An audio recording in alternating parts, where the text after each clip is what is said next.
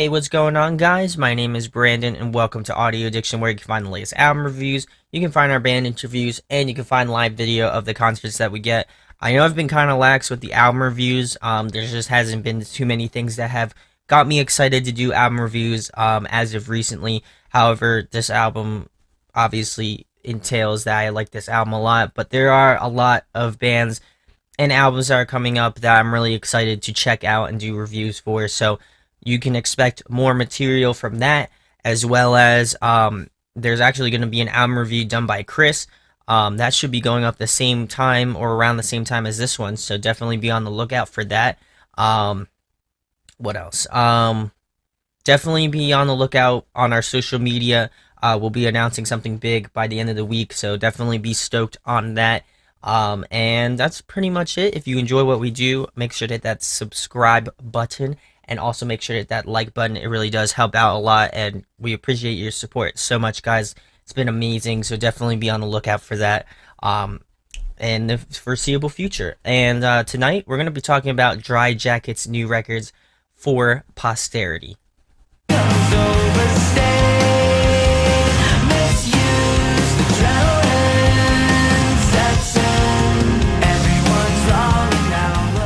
So, for those of you who aren't familiar with Dryjackets, they are actually from South Jersey, very close to where I reside. But I actually found out about this band a little bit back when they were announced as support for the Yellow Card final tour that they did. However, tickets disappeared, so I wasn't able to go. However, this band really got me excited just for their new record and just excited for music in general. I felt like the singles that they released were really great, and I definitely wanted to check out the new record. So obviously, took the time, listened to their new record. I know it's been out I think it came out last Friday, so it's been some time, and I've had some time to kind of sit on it and reflect and stuff like that. So we'll get into the first track, which is called Wicker Couch. This is kind of a cool sort of intro. It's basically just acoustic guitar and the vocalist. I think it's definitely something that will get you excited for how the rest of the album is going to sound, as kind of that, like, definitely indie vibes for sure, as well as some almost like post-rock sort of vibes. Later on, that definitely is a huge influence on that album. But getting back to the overall sound, they all have this kind of intertwining theme to them, in just terms of sonically. I definitely enjoyed the intro, and I think it is a great representation of how the rest of the album is going to sound and go about and stuff like that. So we'll move on to the second track, which is EpiPen Pals. I love the naming conventions on a lot of these tracks. I think they're very I find them very funny and also easier to remember just because they're just so wacky. So props to them. But this is definitely one of my favorite tracks off the record. There's quite a few. I really jammed out to this record. I probably listened to it a good like 20-25 times. But I'm really loving the leads. Whoever does the lead work on guitars, they're just killing it. Tapping, it just got this nice tone to it, and I really enjoy that.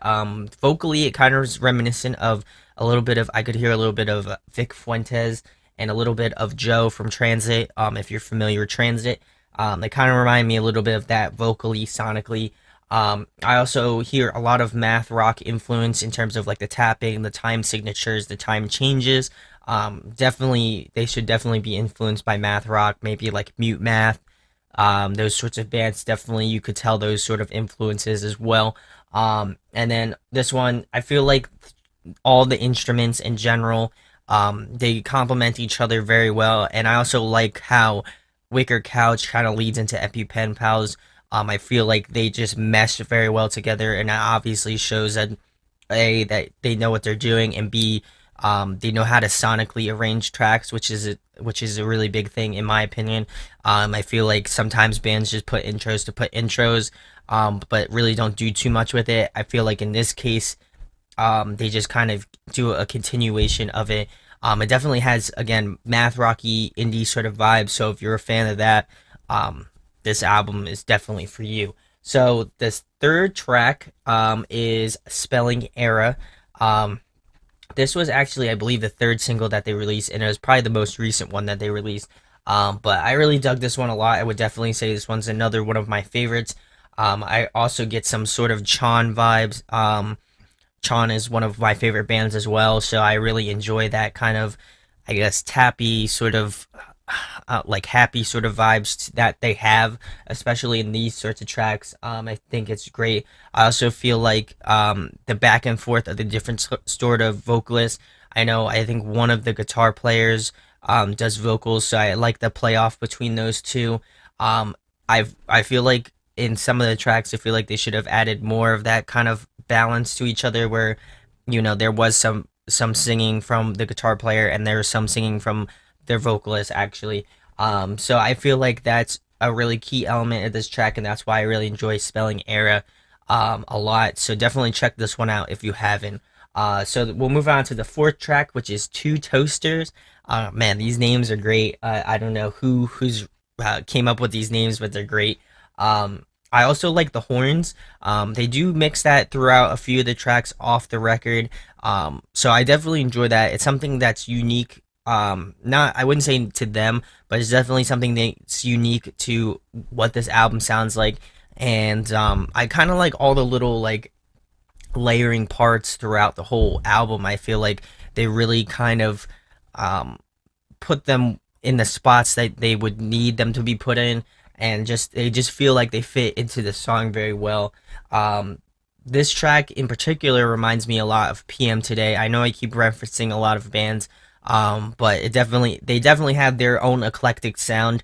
But they definitely have things that remind me of a lot of other bands, which are bands that I love. So definitely something that I can appreciate, and hopefully you guys can appreciate as well. And again, getting back to layering, I like kind of like the layering parts amongst the vocalist, amongst the different instruments that they use: guitars, bass, piano, horns, all that stuff. I feel like they really have done a spot on job of that. So moving on to track number 5, which is Tight Bond 4, I believe that's what it's called. There's this cool little build up towards the end that I really enjoy. I think the whole track's really great as well. I also like the group vocals, and I think rhythmically, a lot of these tracks have this sort of just like happy sort of movie sort of like vibes that you would enjoy, that just like has this sort of like dance feel to it. Not like EDM dance feel, but definitely has that sort of like bouncy sort of movie like happy feelings and stuff like that. So that's something that is a theme throughout all of these tracks, I would say, without a doubt. They have some like definitely some sort of this like rhythmic vibe to it. And I think that shows in a lot of the tracks, and I feel like that is a really good component of not only this band, but of bands that came before them that have done this sort of genre mix. I really think they have done an awesome job of that one. So we'll move on to track number 6, which is Abe LinkedIn. I thought that was also another very clever name. The intro reminds me a lot of Death Cab for Cutie. I am also another big fan of Death Cab for Cutie, so right up my alley. Again, I would say this track has the most straightforward kind of sound. What I mean by that, it's not very mathy. It's not very. It's not. I would say it's more rock as opposed to indie. So I feel like it's more just direct as opposed to a lot of the other tracks that kind of have these different like flavors to them. I feel like this one's kind of like the vanilla of the whole album. It's very basic, but still great at the same time. Like you don't need anything else to be added to it. It's very good all by itself. So definitely enjoyed that one a lot. I would consider that one of my favorites as well. And then we'll move on to track number 7, which is Misused Adrenaline. I would say this is it is the second single, but I would also say this is my favorite track off the record without a doubt. It's got this very post-rocky sort of intro with the horns. And I think just the whole culmination of this whole track is really what got me into this band. I think it just got this really cool vibe to it. Like just there's cool harmonic guitar parts. The bass fits very well in the pocket of the track.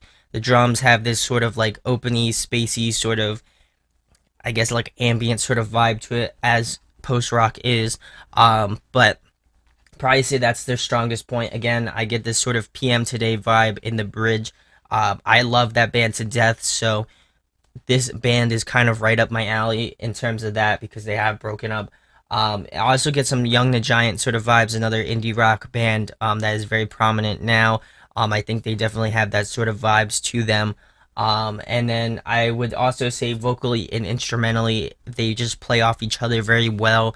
And I would say this song in particular has the best song structure. I feel like everything just melds very well together. It's got this really nice rhythmic flow to it that really could get you into it. And I also like the parts where they added the bridges and just added that kind of, again, post rocky sort of vibe where it's just open and like very ambient and stuff like that. I always loved that sort of style. So this is, again, right up my alley. So we'll move on to track number 8, which is Milo with an H. I would definitely say this has sort of a slow opening, but it's also another one of my favorites. There's a lot of favorites off this record. I just think it's a super solid record. I definitely get some of these jazzy sort of vibes at the end. In particular, I didn't really like jazz at the beginning of life and just playing guitar and just, listening to music. However, I really come to grow and love and appreciate jazz music. So if you have not listened to jazz music, I feel like you should listen to it. I mean, Chan incorporates a lot of that. Polyphia incorporates a lot of that sort of stuff onto their music. So that's definitely something to check out. I think vocally, this is the best track off the record. I feel like their vocalist that they have just has this sort of vibes to his voice that I really come to enjoy and endear. So it's definitely something to check out and listen to. I also feel like there's great atmosphere amongst the different instruments and just, how the rest of the how the rest of this track kind of forms around that. They really, again, I think it goes along with just being structurally sound and like musically sound. I feel like they really have just hit the nail on the head in terms of that. And then I also love a lot of the layering pieces, the pianos. Again, like they added horns and things of that nature. I feel like that kind of accents what's already pre-existing the skeleton of the track and just makes it that much better. So that obviously goes with a lot of practice and a lot of time and thought and stuff like that. And I definitely think they put a lot of thought into that track. The next track is actually Bill Gates' Ringtone. This is the first single that they released and actually the first track that I listened to by them. I like this cool kind of tappy lead parts.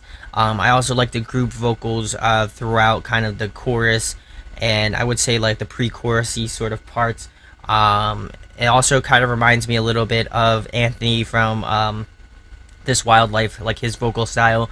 It's got this really happy sort of vibe to it as well. The leads really stick out and take over the song, which I enjoy a lot. I like that kind of tappy sort of like happy sort of sound that they have going for them. I think that's the strongest part of that side. And also that has some strong transit vibes as well. I'm a big fan of transit as well. So it's definitely, again, right up my alley. And I like the vocal plays off of their guitar player's vocals and the other guitar player's vocals. I know I'm getting them mixed up, but I mean, I like one sounds very high and kind of like nasally, almost like Vic Fuentes. The other one has kind of this like deeper sort of deeper sort of vocal, and they really complement each other very well. So definitely check that one out. And then we got Patron Without Funds. I would say this one's the most mellow sort of track. I like the ending sort of half part of this track. I would say this one's my least favorite out of the whole record, and I really can't say anything bad about it. It's just something that I didn't really particularly vibe with. All the other tracks I vibe super well with. I still think this is a solid track. However, it just didn't hit me like, again, the rest of the tracks did. And then lastly, we have Anna. I'm not going to try pronouncing the stuff in the parentheses, but I like that it's just vocals and guitar again and little piano parts.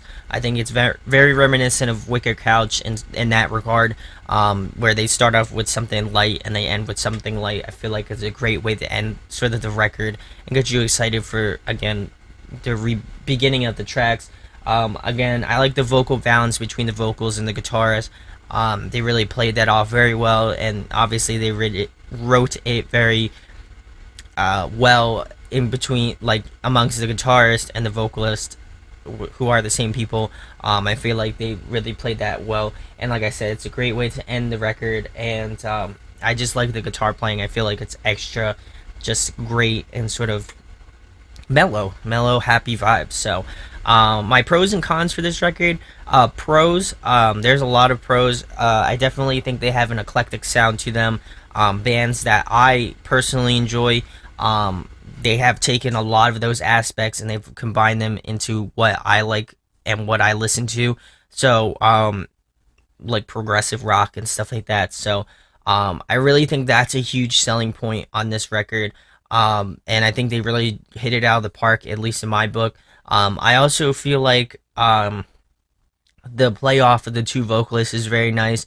However, this can also be a con because I feel like there's not enough of that playoff between the two vocalists. However, I know this is probably their first record, but I would appreciate maybe some more playoff of the two vocals in the next album. I really enjoyed that, just from hearing kind of the higher sort of vocals and then hearing the sort of lower register vocals. I feel like they played off very well, and it wasn't like, oh god, this is so wrong. I feel like they really managed those two vocalists very well. So it's definitely something that I think is a pro, but I think it's something that they can also work on for the next record. And just overall, I really enjoyed it. So my overall rating for this record is a 9.2 out of 10. I really think that you guys should check it out. Again, if it's any of the bands that I mentioned, Chan, what else? PMtoday, Transit, Young the Giant, Cab For Cutie, Mute Math. I feel like those sorts of bands, if you enjoy those bands, this band will be right up your alley. I think Dryjacket is one of those next bands for me, that I will continue to follow. I really enjoyed For Posterity. I think it's an excellent record. I definitely think I can get multiple listens out of it without getting tired of it and stuff like that. I mean, obviously I listened to it 20 times for just a review, and I'll probably listen to it more times after that. So definitely high on my list, and I think it's one that you should pick up. First week sales means a lot to bands, so definitely go pick that up if you can pick it up. But if you enjoyed my review, make sure to hit that like button, make sure to hit the subscribe button, and let me know in the comments if you have heard of Dryjackets, what your thoughts on For Posterity was. And let me know if you want me to review any bands in the comments section below as well. It's much appreciated. I try to get the most that I can get, but there are some that slip through the cracks. So let me know if you would be interested in ones that I haven't done yet. So what else do we got going on? Oh, also, be on the lookout for Friday. We'll be announcing two things that are pretty big. And what else? We'll be bringing back the podcast. I don't know if it will necessarily be this week. It might be the following week. Definitely go check that out if you have not. It means a lot. We're hoping to do a live stream in with obviously the audio part, so you can get it on iTunes, but you'll also be able to watch us live either on Facebook or YouTube. We'll announce it on our social media, so definitely be on the lookout for that. Sorry, I had wanted to cough, but I couldn't. But anyway, guys, thank you so much for checking out the review. Again, let me know in the comments what your thoughts on Dryjacket was. And my name is Brandon, and we'll be talking with you soon. Peace. Hey guys, hope you enjoyed the video. Thanks for watching. Of course, if you enjoy what we do, make sure to go check out the other series we do. We do album reviews, we do band interviews, and we do live videos, so definitely go check that out. Hit that subscribe button. It really helps our channel, helps us grow. Make sure to hit that like button as well. Go follow us on social media. That's all down below. We try to keep that as updated as possible. We also made a new website where we'll be posting photos of upcoming concerts and stuff like that, which you can go check out at audioaddictionmedia.com, and come get your fix with us, guys. Talk to you later. Deuces.